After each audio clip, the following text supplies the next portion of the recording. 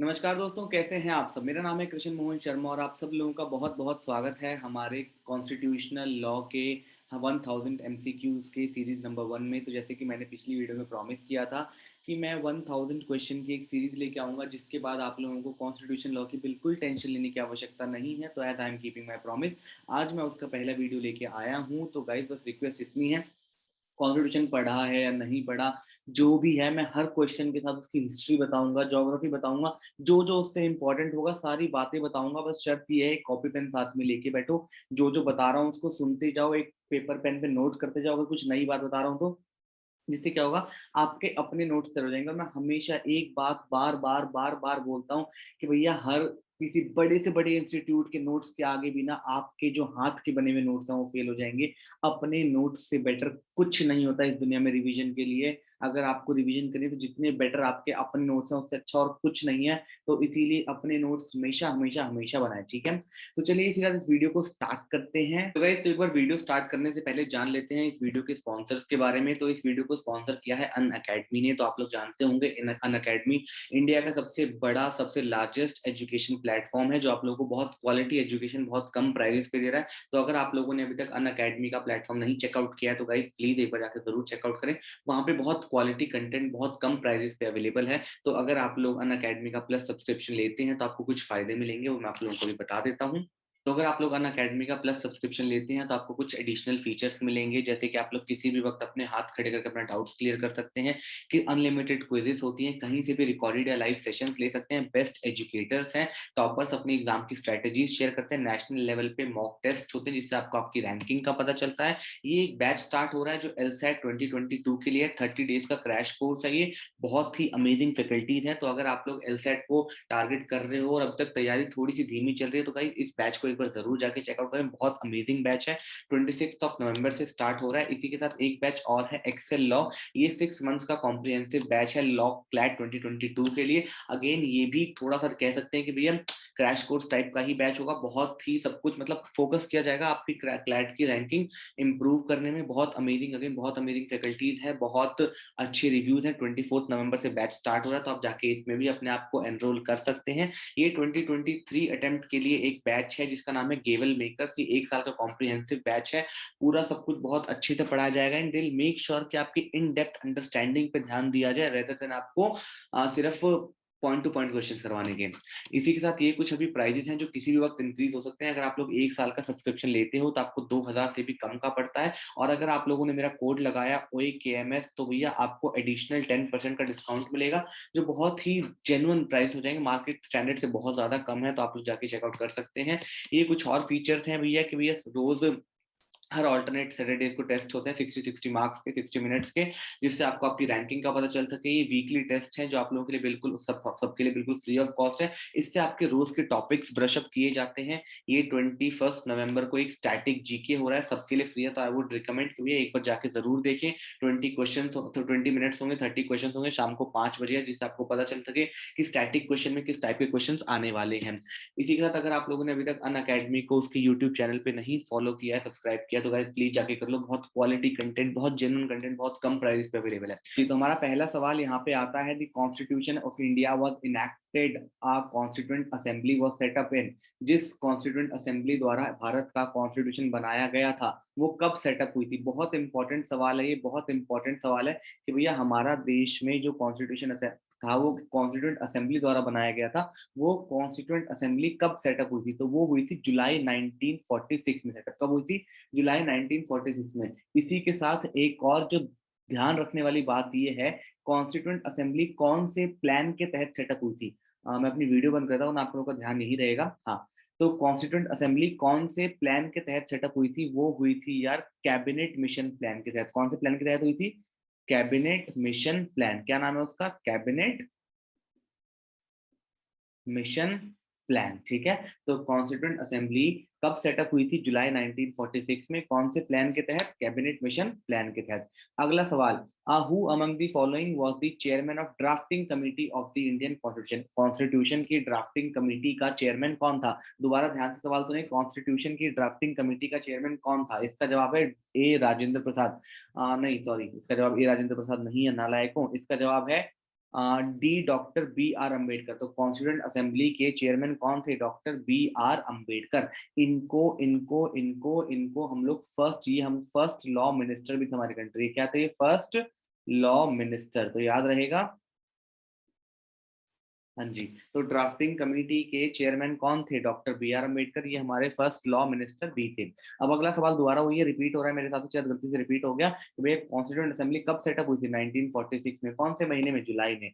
अब अगला सवाल है, who among the following was a member of constituent assembly established in July 1946? जुलाई 1946 में जो कॉन्स्टिट्यूएंट असेंबली एस्टैब्लिश हुई थी, इनमें से कौन उसका मेंबर है? इसका जवाब है सी के एम मुंशी। के एम मुंशी साहब हमारे कॉन्स्टिट्यूएंट असेंबली के मेंबर थे, बिल्कुल ठीक।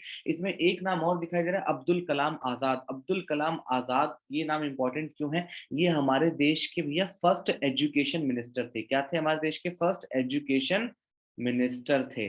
और वल्लभ भाई पटेल साहब को आप जानते ही होंगे, हमारे फर्स्ट होम मिनिस्टर थे, हमारे फर्स्ट होम मिनिस्टर थे।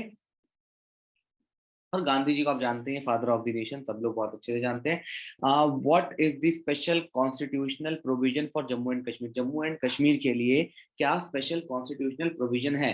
इंडिया के laws are not applicable, it has its own constitution, it is not one of the integral part, and none of these. का जवाब है भैया डी, नन ऑफ दीज। कई बच्चे सोच रहे होंगे पर भैया क्या हुआ था, जम्मू एक आर्टिकल था कॉन्स्टिट्यूशन में, article 370। Article 370 Jammu and Kashmir को स्पेशल प्रोविजन देता था, लेकिन 2019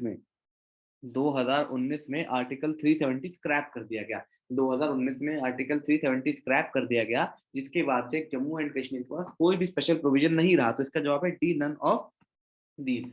अगला सवाल, the idea of the constitution of India was first of all given by. बहुत इंपॉर्टेंट सवाल भैया। ये सबसे पहली बार कॉन्स्टिट्यूशन का आइडिया किसके द्वारा दिया गया था? सबसे पहली बार कॉन्स्टिट्यूशन का आइडिया किसके द्वारा दिया गया था? एम एन रॉय ने दिया था। सबसे पहले कॉन्स्टिट्यूशन का आइडिया किसने दिया था? एम एन रॉय ने। अगला सवाल, Indian constitution was enforced on. बहुत इंपॉर्टेंट क्वेश्चन है और बहुत कंफ्यूजिंग क्वेश्चन है, बच्चों को हमेशा ये क्वेश्चन कंफ्यूज करता है कि भैया जो डेट है एनफोर्स की वो कब है? ऑप्शन देखते हैं, 30 जनवरी, 26 जनवरी, 15 अगस्त, या 26 नवंबर। इसमें दो ऑप्शन तो सीधा सीधा कट हो जाते हैं, एक 30 जनवरी, 15 अगस्त। ये दोनों ऑप्शन तो हो ही नहीं सकते।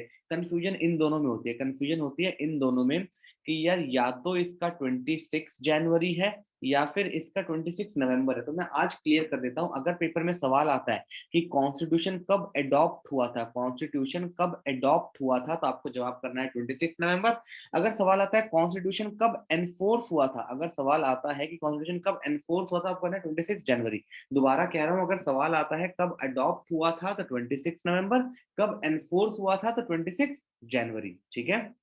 आइए अगला सवाल, दी कॉन्स्टिट्यूशन, अच्छा तो इसका जवाब क्या है? इसका जवाब है बी 26 जनवरी। ठीक है। दी constitution of India was adopted by the. Constitution किसके द्वारा अडॉप्ट किया गया था? Governor general, British parliament? तो मतलब ही नहीं है भैया इन दोनों का, तो पार्लियामेंट तब था नहीं उस टाइम पे, तो किसने किया था? कॉन्स्टिट्यूएंट असेंबली ने किया था। अब how long did the constituent assembly take to finally pass the constitution?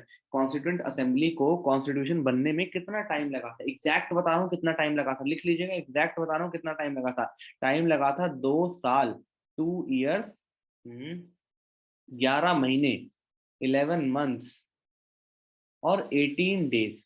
2 साल 18 महीने, 2 साल 11 महीने 18 दिन लगे थे। तो इसका जवाब है अबाउट 3 ईयर्स। कितना टाइम लगा था? अबाउट 3 ईयर्स लगे थे। ठीक है। Who was the chairman of constituent assembly? Constituent assembly के चेयरमैन कौन थे हमारे? डॉक्टर राजेंद्र प्रसाद जी थे हमारे कॉन्स्टिट्यूंट असेंबली के चेयरमैन, और यही हमारे देश के फर्स्ट प्रेसिडेंट भी थे। यही हमारे देश के फर्स्ट प्रेसिडेंट भी थे। ठीक है। अगला, India became a sovereign democratic Republic. India sovereign democratic Republic कब बना? जब उसमें कॉन्स्टिट्यूशन इनैक्ट हुआ। इनैक्ट कब हुआ? 26 जनवरी 1950 को। अब अगला सवाल है, the constitution names of our country as. The constitution names our country as. अब कॉन्स्टिट्यूशन में इंडिया का नाम क्या है? India that is Bharat. क्या नाम है हमारे देश का? India that is Bharat. अब अगर पेपर में सवाल आता है कॉन्स्टिट्यूशन में इंडिया का दूसरा नाम क्या है, तो आपको करना था भारत। पर अगर कॉन्स्टिट्यूशन में सवाल है कि कॉन्स्टिट्यूशन में हमारे देश का नाम क्या है, तो India that is Bharat. Constitution में ना हिंदुस्तान है, कॉन्स्टिट्यूशन में ना आर्यव्रत है, भारत है और इंडिया है।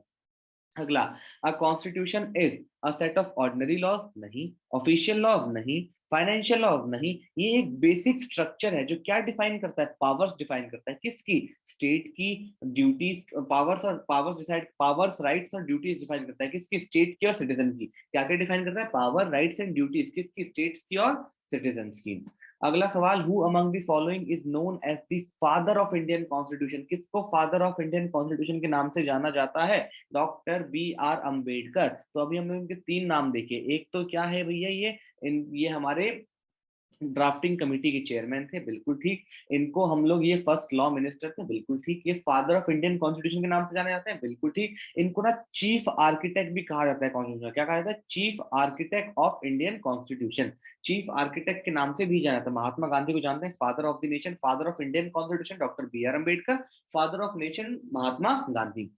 अगला सवाल, who propose the preamble before the drafting committee, drafting committee के सामने प्रियम्बल किसने रखा, जवाहरलाल नेहरू जी ने रखा। अब ये प्रियम्बल क्या था, जब कॉन्स्टिट्यूंट असेंबली पहली बार मिली थी 9 दिसंबर 1946 को, जब कॉन्स्टिट्यूंट असेंबली पहली बार मिली थी 9 दिसंबर 1946 को, उसके बाद जवाहरलाल नेहरू जी ने कॉन्स्टिट्यूंट असेंबली में एक ऑब्जेक्टिव रेजोल्यूशन पेश किया था। क्या पेश किया था, एक ऑब्जेक्टिव रेजोल्यूशन, क्या पेश किया था, एक ऑब्जेक्टिव रेजोल्यूशन पेश किया था, जिसमें लिखा था कि भैया हमारा कॉन्स्टिट्यूशन कैसे कैसे क्या क्या हम लोग दिमाग में रखेंगे अपने कॉन्स्टिट्यूशन को बनाते टाइम। और वो ऑब्जेक्टिव रेजोल्यूशन यूनैनिमसली पास हो गया था, मतलब बहुत अच्छे से पास हुआ था। और बाद में उसी ऑब्जेक्टिव रेजोल्यूशन को थोड़ा और मॉडिफाई करके क्या बना दिया गया, प्रियम्बल बना दिया गया। तो वो भी किसने पेश किया था, जवाहरलाल नेहरू ने। अगला सवाल कि भैया जो पहला स्टेट था जो लिंग्विस्टिक बेसिस पे बना था, कौन सा था, आंध्र प्रदेश, कब बना था। पहला स्टेट जो लिंग्विस्टिक बेसिस पे बना था, जो कि आंध्र प्रदेश है, वो कब बना था। पहला सवाल यही आ गया कि भैया सबसे फर्स्ट स्टेट जो लिंग्विस्टिक बेसिस पे बना था वो कौन सा था, आंध्र प्रदेश था। कौन से साल में बना था, 1953 में। कब बना था, 1 अक्टूबर को, 1 अक्टूबर 1953 को हमारा फर्स्ट स्टेट बना था आंध्र प्रदेश लिंग्विस्टिक बेसिस पे। फर्स्ट स्पीकर ऑफ लोकसभा, सबको पता होगा, फर्स्ट स्पीकर ऑफ लोकसभा जीवी मालगांवकर साहब। फर्स्ट स्पीकर कौन थे लोकसभा के, जीवी मालगांवकर, इनका नाम क्या था, जी वी मालगांवकर, ठीक है। अगला आ जाते हैं, अगला है हमारे बीच में, अरे हाँ, हाँ, स्टेट ऑफ बॉम्बे जो था वो बाइफरकेट हुआ था महाराष्ट्र और गुजरात के बीच में। जो बॉम्बे का स्टेट था ना, वो दो स्टेट्स में बाइफरकेट हुआ था, महाराष्ट्र और गुजरात में। कब हुआ था, 1 मई को। कौन से साल में हुआ था, 1960 में। I am repeating the question again. जो बॉम्बे का स्टेट था वो दो स्टेट्स में बाइफरकेट हुआ था, महाराष्ट्र और गुजरात के। कौन कब हुआ था, 1 मई को। कौन से साल में, 1960 में हुआ था। अगला सवाल, which of the following union territories attend statehood in February 1987। फरवरी 1987 में किस यूनियन टेरिटरी को राज्य का दर्जा मिला, अरुणाचल प्रदेश को मिला। किसको मिला, अरुणाचल प्रदेश को। 25वां ऐसा कौन सा स्टेट था जिसको स्टेटहुड का दर्जा मिला, 25वां ऐसा कौन सा राज्य था जिसको राज्य घोषित किया गया, गोवा। 25वां ऐसा कौन सा राज्य था, गोवा। कॉन्स्टिट्यूंट असेंबली पहली बार कब मिली थी, अनडिवाइडेड इंडिया की कॉन्स्टिट्यूंट असेंबली पहली बार कब मिली, थोड़ी देर पहले हमने बात की है। अनडिवाइडेड इंडिया की कॉन्स्टिट्यूंट असेंबली पहली बार मिली थी 9 दिसंबर 1946 को। कब मिली थी, 9 दिसंबर। बहुत इंपॉर्टेंट डेट है गाइस, बहुत इंपॉर्टेंट क्वेश्चन भी है ये वाला। पहली बार कॉन्स्टिट्यूंट असेंबली कब मिली थी, 9 दिसंबर 1946 को। उसके बाद first state to become bifurcated after independence, उसके बाद इंडिपेंडेंस के बाद जो सबसे पहला जो स्टेट था जो बाइफरकेट हुआ वो कौन सा था, बॉम्बे था। कब हुआ था, 1960 में। कौन से, 1 मई 1960 में। कब हुआ था, 1 मई 1960 को बाइफरकेट हुआ था। दो निकले, गुजरात और महाराष्ट्र, बिल्कुल ठीक। जब इंडिया बना, जब इंडिपेंडेंट इंडिया बना, तो हमारी कॉन्स्टिट्यूंट असेंबली पहली बार कब मिली, 31 अक्टूबर 1947 को। ध्यान रखिएगा, इंडिपेंडेंट इंडिया बनने के बाद की बात कर रहा हूँ। जब इंडिपेंडेंट डोमिनियन ऑफ इंडिया बना तो पहली बार कॉन्स्टिट्यूंट असेंबली मिली 31 अक्टूबर 1947 को। कितने मेंबर्स थे उसमें, 299 मेंबर्स थे। अगला क्वेश्चन आता है, ऑब्जेक्टिव रेजोल्यूशन किसने पेश किया था, दोबारा कर चुके हैं बात, जवाहरलाल नेहरू ने किया था। और आज का आखिरी सवाल आता है कि भैया इंडिया का कॉन्स्टिट्यूशन बहुत क्लोजली कौन से कॉन्स्टिट्यूशन को फॉलो करता है। इंडिया का कॉन्स्टिट्यूशन बहुत क्लोजली कौन से कॉन्स्टिट्यूशन को फॉलो करता है। तो आप लोग जानते होंगे, ब्रिटिशर्स ने हमारे ऊपर बहुत दिन तक उन्होंने हमारा देश चलाया, तो हमारा कानून कहीं ना कहीं उनके कानून जैसा बन गया था। इसलिए हमने कॉन्स्टिट्यूशन बनाते टाइम भी सबसे ज्यादा क्लोजली उनके ही कॉन्स्टिट्यूशन को फॉलो किया। तो इसका जवाब है बी, यूके। जवाब क्या है, बी यूके। तो इसी के साथ हम आज का सत्संग यही खत्म करते हैं। 25 सवाल किए। आई होप आप लोगों को ये सवाल अच्छे लगे होंगे। जिंदगी में कभी भी ये सवाल दोबारा दिखाई देंगे तो आप लोग गलत नहीं करोगे। वीडियो को लाइक करो मत करो, शेयर करो मत करो, कमेंट करो, कोई मतलब नहीं है भाई, पर इस वीडियो को एक बार दोबारा जरूर देख लो ताकि 25 क्वेश्चन बिल्कुल आपके दिमाग में बैठ जाए और पेपर में दुनिया में कहीं भी आपको ये 25 सवाल अगर दोबारा दिखे तो आप लोगों कहीं भी स्टकअप ना हो। ठीक है, तो इसी के साथ वीडियो को यहीं खत्म करते हैं। चैनल को सब्सक्राइब जरूर कर लेना ताकि आने वाली वीडियोस भी आप तक पहुंचती रहे। ठीक है गाइस, तो बहुत जल्द मिलेंगे। धन्यवाद।